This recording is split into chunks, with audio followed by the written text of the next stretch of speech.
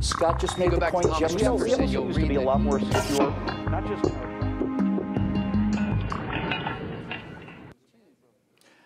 Hi, everybody, and welcome to American Dynasty, part 2 of our 3-part trifecta on the Hillary Clinton candidacy, otherwise known as the War of the Roses, America 2016, in which, as ye may recall, yon house of Clinton doth return to the field of battle armed with trebuchets, halberts, closet bows, and other infernal machines of war to do battle with House Republican Jebediah, 3rd Duke of Bush. Now, in yon castle, Clinton awaits Chelsea the fair, well, not Chelsea the fair, but Chelsea the patient, ready to sally forth should Dame Clinton fall. Joining me, therefore, to hereby pledge our manumission as the loyal subjects of these American princely families, our fellow dogs' bodies, Steve Green and Scott Hott.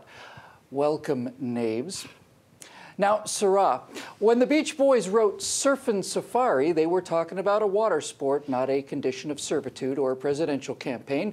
But we're all serfs now, aren't we? Scott, we are told by both the Clinton and the Jeb Bush campaigns that Americans just love themselves a dynasty, but mean Tea Party types are trying to convince them that this dynastic America is somehow a bad thing. So, Scotty, is it time to give this whole we the people thing a long-deserved retirement and just leave the running of our lives to the people with the experience in these things? Well, it's worked for the last 50 years or so, I'd say, so why not?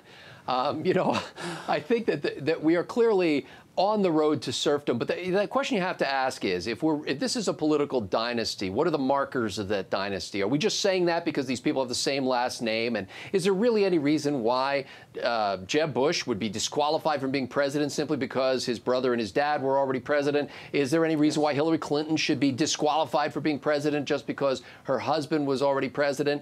Yes. And I would say, if you asked the question that way and didn't know anything about these people, you would say, no, they're American citizens. They deserve an opportunity like anybody else to run for the office. But behind the scenes, in a whole sort of extra constitutional apparatus, is the money machine and the publicity machine that makes it possible for folks like this to hold on to power. And that's something that's really beyond the reach in many ways of the Constitution or even of the average voter. And so we resort to saying things that just sound sophomoric, where we just say, well, I don't want any political dynasties, because we don't have any other way of getting at it. We don't understand how it's possible that Hillary Clinton could begin her campaign with no obvious skills, a track record of failure, a track record that there's literally blood on her hands, and be talking about raising $2.5 billion in order to run this campaign. That's beyond our ability to understand. And so we just say, you know what? We do not need Mary, Queen of Scots here, you know? Leave it to Scott to go to the heart of the matter. I hadn't really thought about that before, but really that is what it is, right? A dynasty would mean it's Bill Clinton's 3rd term. It would be George Bush's 4th term. And we don't need these tired old ideas and the mechanism that makes them possible. Now, Steve, it seems unlikely to me, yet distinctly possible, that America might elect another Clinton. But of all the things I am 100% sure of in politics, top of the list is that we will never, ever, ever elect another president named Bush. Now, is this because I lack the intellect of some of our political consulting class and I can't see what's right in front of my nose? Oh, Bill, you do lack the intellect of our professional GOP, and thank God for that. You know, I don't know how well this is going to actually show up on camera. I see that shiny silver sticker on my hand. I have a 4-year-old son, almost 5, and Scott will vouch for this. Little boys love nothing more than stickers, and they love making mom and dad wear those stickers. And so some mornings or weekends, whatever, I get a little sticker on the back of my hand, and I'll wear it until I take the boy to school or it's his nap, and, you know, oh, gosh, it must have come off.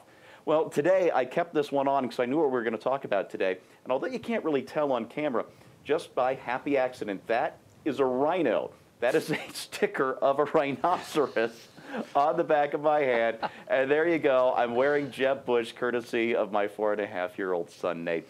Look, I will not vote. I don't know about the rest of the nation, although I think I do, but I will not vote for another Bush. Look, it is unseemly in a republic for political dynasties to allow themselves to form. You know, we tried it once.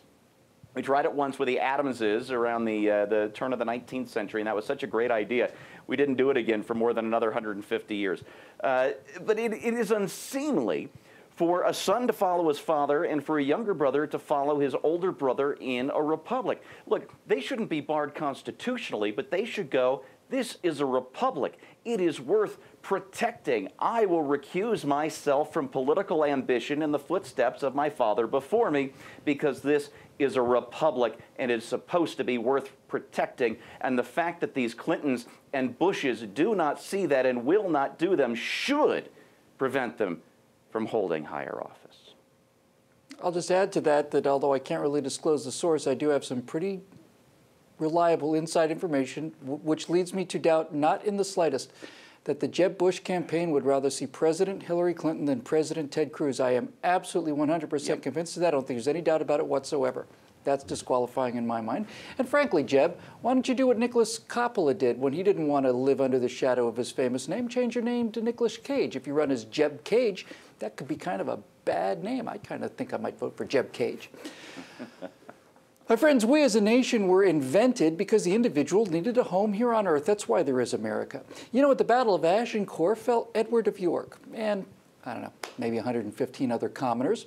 We, Americans, for the first time in history, took the radical notion that those other 115 people were just as real as Edward, Duke of York. It's a radical notion, one that the Duke of Bush and the Duchess of Clinton find repugnant, like, campaigning. It's kind of a dirty, smelly business, going out and talking to the great unwashed. It's necessary every 4 years to maintain the trappings of glory wrapped around you. I say we do to them, Bush and Clinton, what we did to the King's tea. Let's get all liquored up, paint ourselves as Red Indians, and chuck a lot of them into Boston Harbor. It's not only good for freedom, it's fun as well. For PJTV, I'm Bill Whittle.